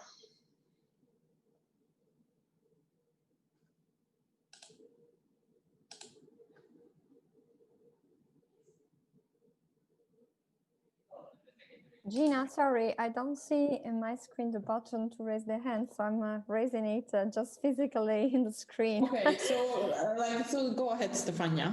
Yeah, thank you. There should be this option. I'm not sure why we don't have No, it. well, in Zoom, in my version, maybe it's not. I don't know.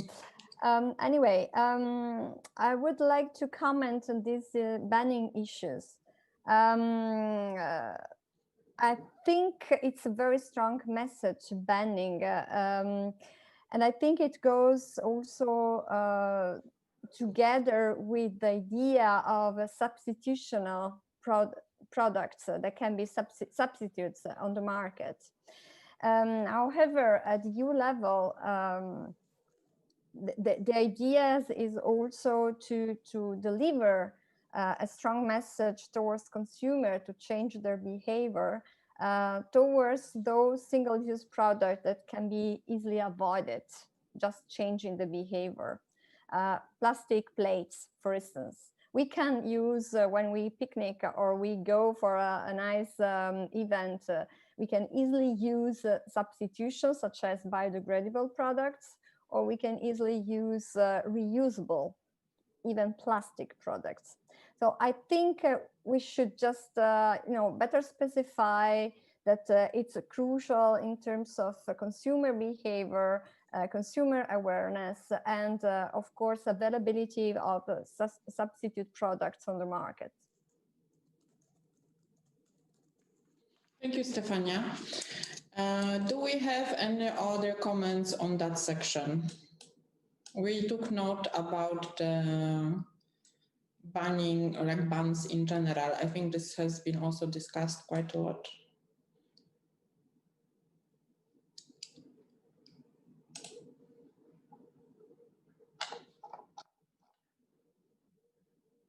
Arab, the floor is yours. I saw your hand. Just 2 points. Of constant awareness raising and being and referring to Asia.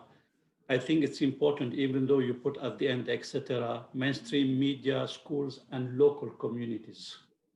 I think the work at the community level in Asia is extremely important and can be very impactful.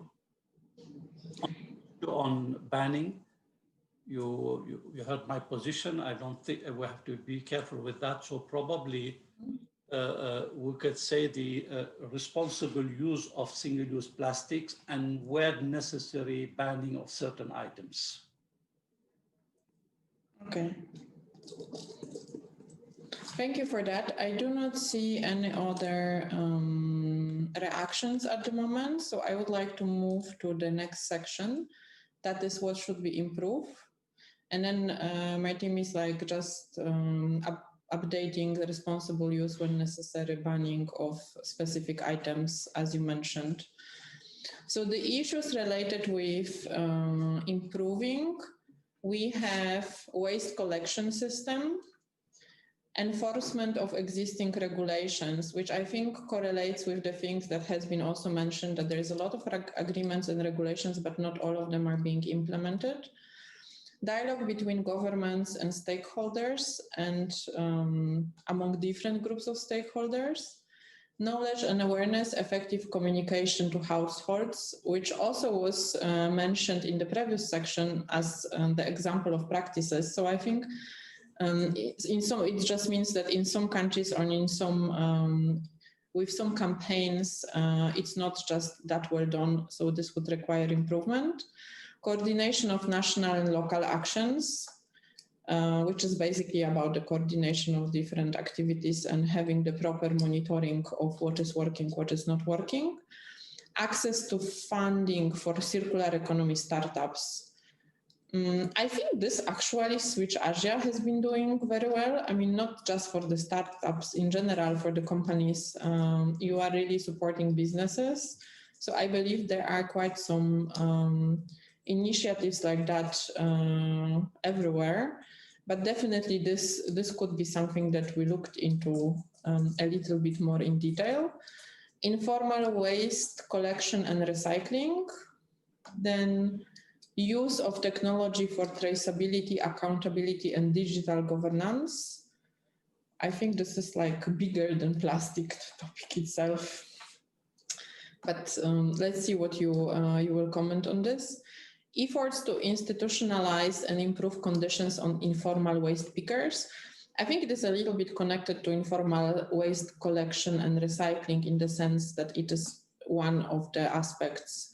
So they can be put together like next to each other. It's not the same, but it's quite connected. And collaboration with industry actors in implementation of single-use plastic policies. And then we have product design for recyclability. And there is one more, I think that is very small font. There's some other things here. Okay.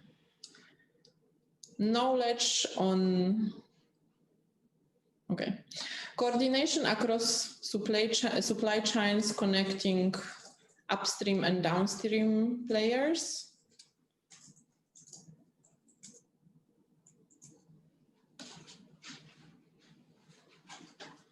Okay, maybe while we are waiting for the post-its to move, do I have any initial reactions on the things I just mentioned? And if my colleague can put it on the side, the post-it I haven't touched upon yet, that would help me. Let me check. I do not see any hands. I have a hand from Arab. Arab, the floor is yours. Yes, on the access of funding for circular economy startups and small and medium enterprises. Not only the startups, the current small and medium enterprises can do a lot of innovative work, so not only startups and SMEs. On the other one, which is the, where is it, where I have seen it? Well, a product design for recyclability and resource efficiency. It's extremely important that the design is done in such a way that when we'll be producing the product, we will use much less resources. So resource efficiency and recyclability.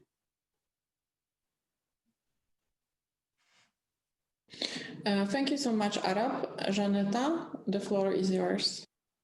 Okay, so a lot of things are mentioned already, but I think what it should be improved, so the science and business collaboration. So it's maybe in some countries it's okay. So then academia and scientific institutions provide their results to businesses and new innovation, and vice versa. Then business requests some new materials or technologies from science. So improve the science and business collaboration on this issue. I think it would be also helpful in this case. Thank you so much. Can I request to enlarge a little bit the things that we haven't talked about yet?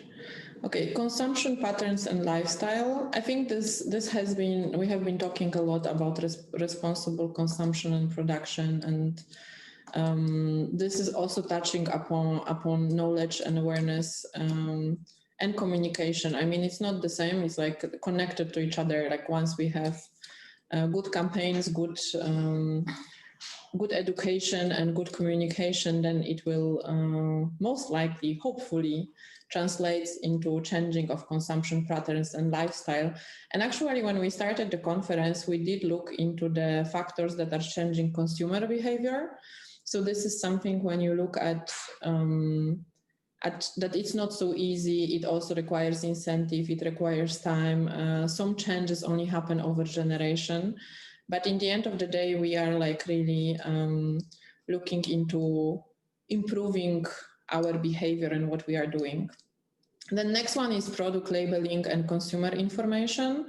This is also not just for plastics. I believe it's like for most of the things. This is really important to inform consumer what is actually that we are consuming.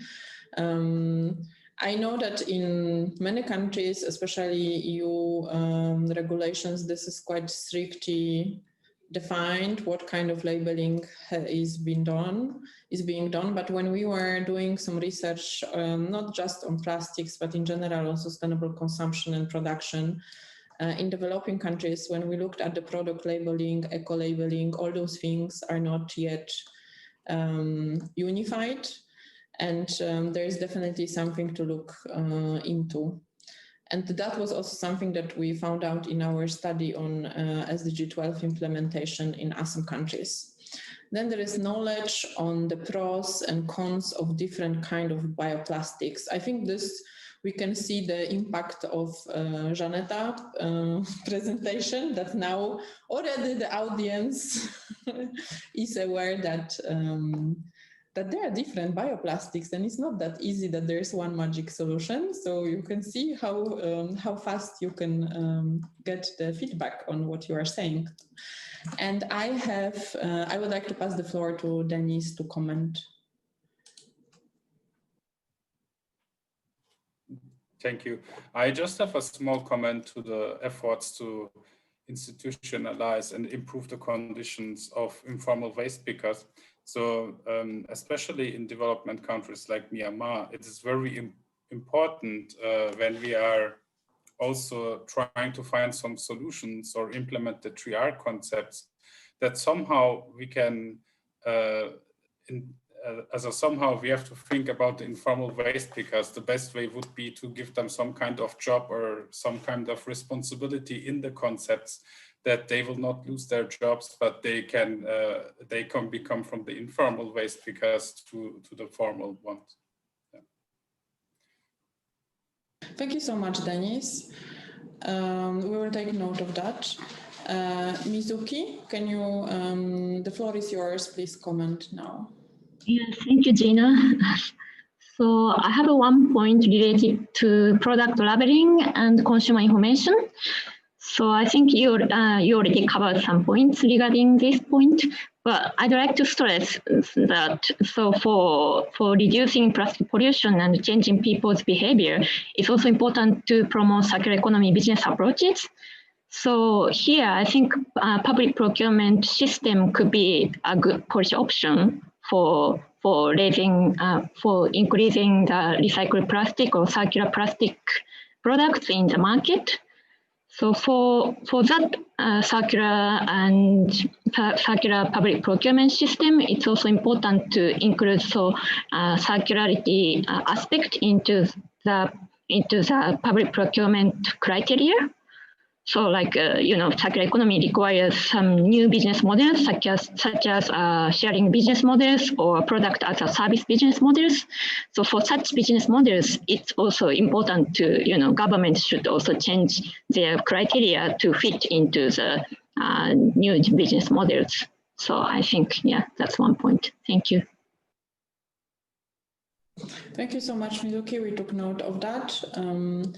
And also I can see Stefania. So Stefania, the floor is yours.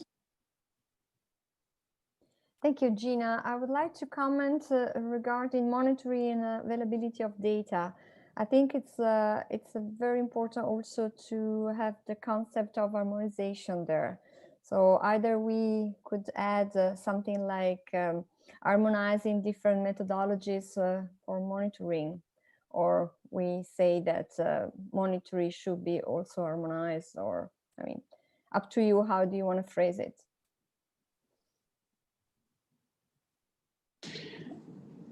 I'm just looking because we have a couple of people, including our rapporteur, improving the text.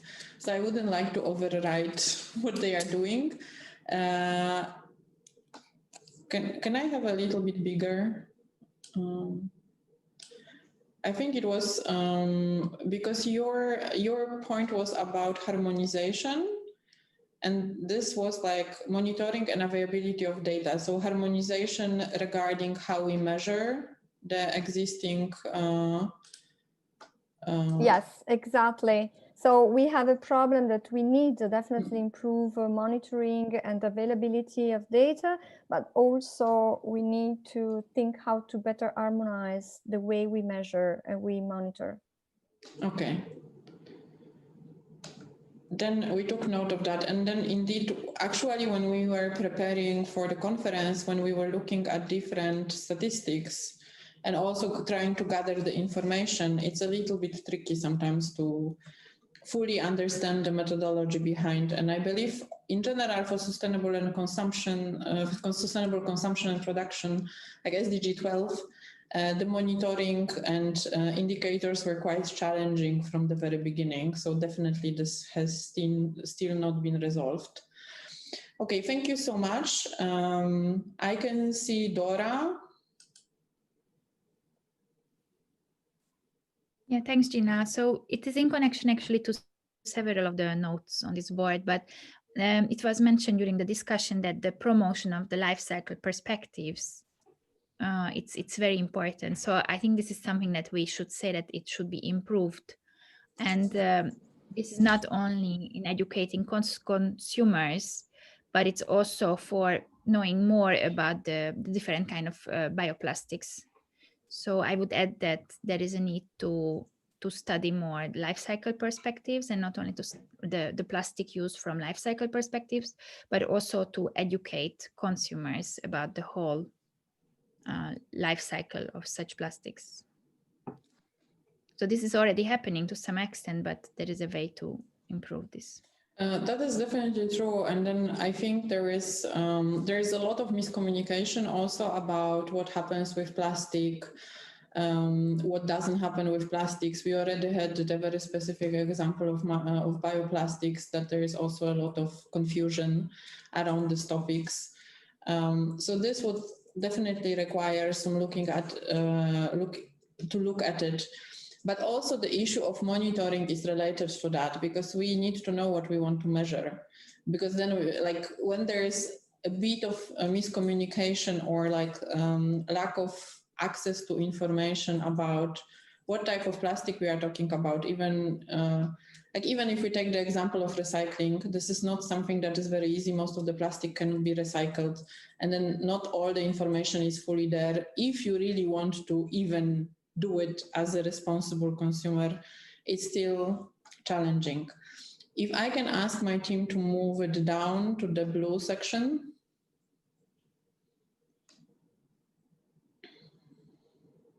Okay, so here we have the things that we would like to scale up. And if we can enlarge it a little bit, okay. The first one is standards and regulations that can spur innovation and help alternatives to single-use plastics scale up.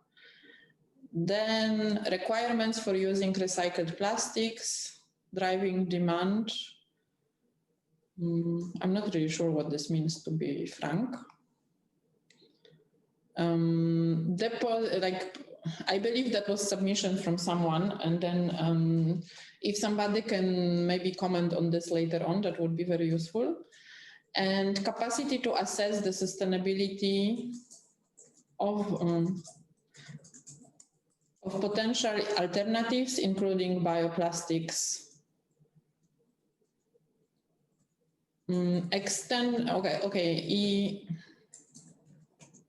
Extended responsibility of producers' brands. This is something that is pretty standard. We have been talking about ERP since quite a while. Taxes on fossil feedstock reflecting their damage to the climate.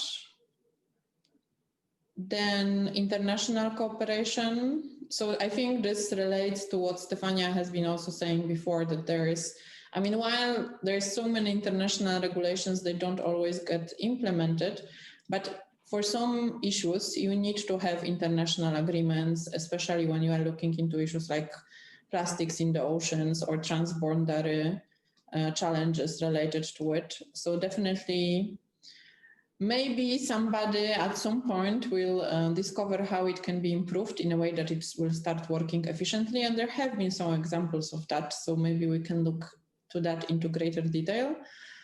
And then it is connected with this transboundary and international agreements on single-use plastic. So I talked before reading. Then support for SMEs that develop innovative solutions to single-use plastics. I guess we have some people that know how to do that. Can we move a little bit? Okay, there is also connected to the deposit return schemes, which work in some countries quite well. Research and development on bio-based plastics, market expansion. So this is something that has been happening, but definitely should be be looked upon to happen more and in a more coordinated fashion. Standardized brand neutral packaging, durable products with long lifespans, which is product cycle, what we discussed, but also how long we are using certain things. And is this all? Do we have a reaction on the things that has been proposed? Dennis? I just wanted to say, in my opinion, there is one important part missing, especially when we talk about product designs or packaging designs. I think there are a lot of ways to improve them, and this is a very important part which should be scaled up, especially when we talk about packaging designs. Some mixtures of plastic and paper and some other materials in the packaging, it's also very difficult to recycle or to dispose. And sometimes it's even better when we just have the plastic packaging, which you could somehow dispose or recycle easily, than to have some kind of a mix from different materials. So I think the product design and the packaging design should definitely be a point here. Thank you. Thank you so much for this comment. And I just would like to make the quick connection to the quite substantial discussion we had yesterday at the garment session, when we had a little bit of sidetrack, when then there was like sharing examples about the garments and textile in general that are made of the mixture of cloth and plastic, which is becoming more and more, I don't want to say trendy, but let's put it as popular, or also because it makes it cheaper, easier, more durable, and so on and so forth. And even there was this comment that it makes it almost impossible to upcycle or do anything with it. It's just waste that you need to discard because it's difficult to separate different materials. And it has been the same in the packaging related to plastic. If you mix it with something else, it might look better, but then that's it. And I would leave it at that. I do not see any other, Stefania? Yes, thank you, Gina. Regarding international cooperation, I would also add partnerships. So we may have partnerships at local level, but what is really important that we also have it at more national or international level. And I think, which is quite generic, but I think it's a good to have it in the box, is to scale up best practices and knowledge exchange as well. Thank you so much for that. We are getting it added. And as soon as it is added, we will move to the purple section, which is what we would like to discard and forget or stop doing, in other words. One thing is hazardous plastic additives, downcycling, product designs that are difficult to reuse or recycle, such as multi-layer packaging, but also I think the mixed materials that we talked just now in the previous section. Open burning of plastics, that is still happening on quite large scale, I have to say. Solutions that lock in the linear economy, such as incineration. I would say that for some of the products, especially in this quadrant, that there are mixed products, there is no alternatives yet. But yeah, if we look into it in the holistic fashion, that definitely can be addressed. Oxo-degradable plastics, international trade that causes pollution and poor working condition. I think this also goes beyond plastic as a topic because it touches upon human rights, social aspects of sustainable development, and in general is quite broad and can be applied to different products, not just plastic. Single-use items as much as possible, which I agree with the exception of, at the moment, medical sector, which I think it will be very tricky to innovate there, but definitely there is a huge scope for technology innovation. Misleading marketing, for example, biodegradable plastics that don't degrade quickly and completely in nature. Intentionally added microplastics, plastic microbeads. Do we have comments, something is missing, or what is your initial reaction, or you agree with everything?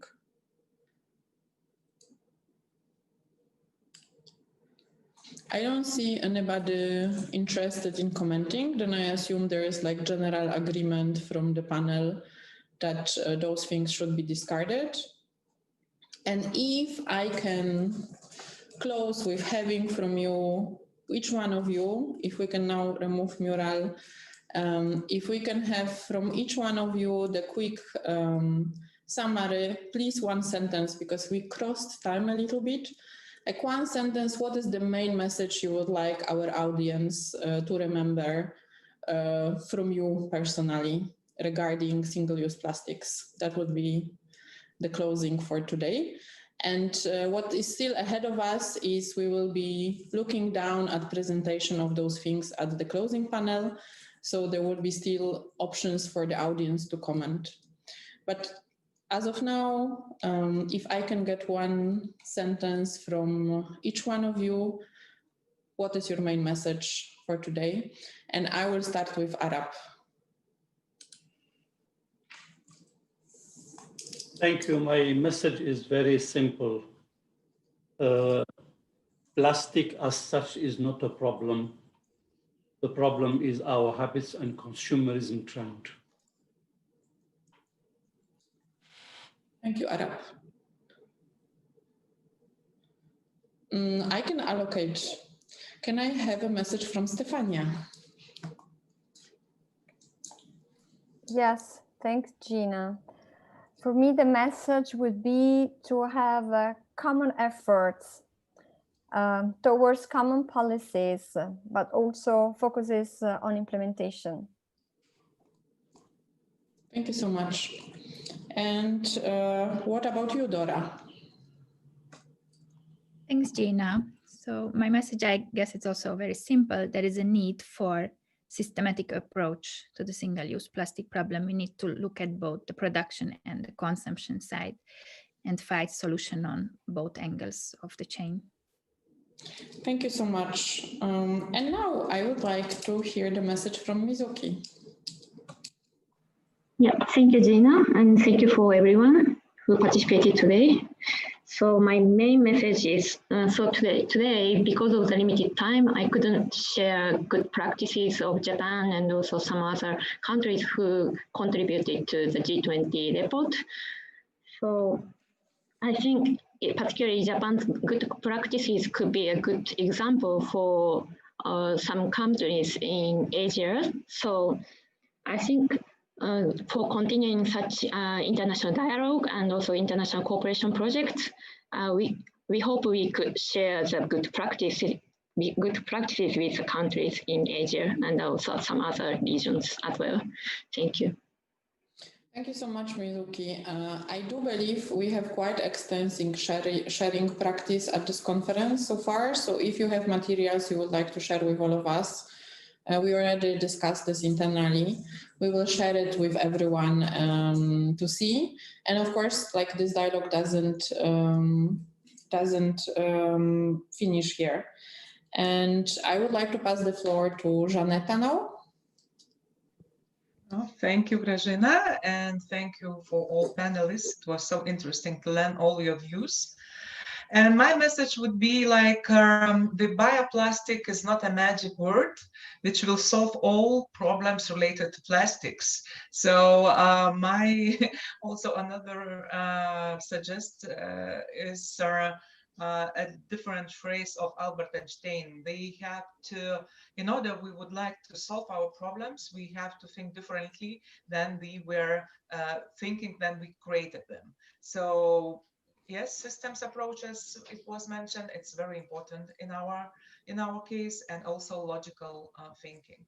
So good luck for all our participants, and creativity and inspiration for all.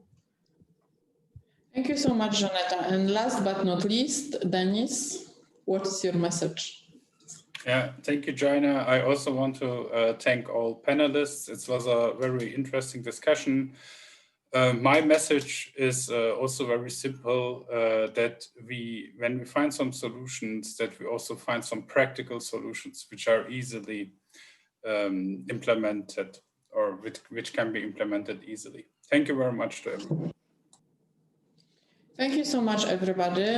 Thank you so much for dedicating this time and effort to have this conversation with us and engage with our participants. The outcomes of this session will be shared at the closing panel, when we will be looking at the 4 thematic streams that we have been discussing, those areas, and further on, we will make out of them policy options for ASEM countries to have a look and decide what they would like to move forward with. And thank you, everybody. We are seeing each other in 7 minutes.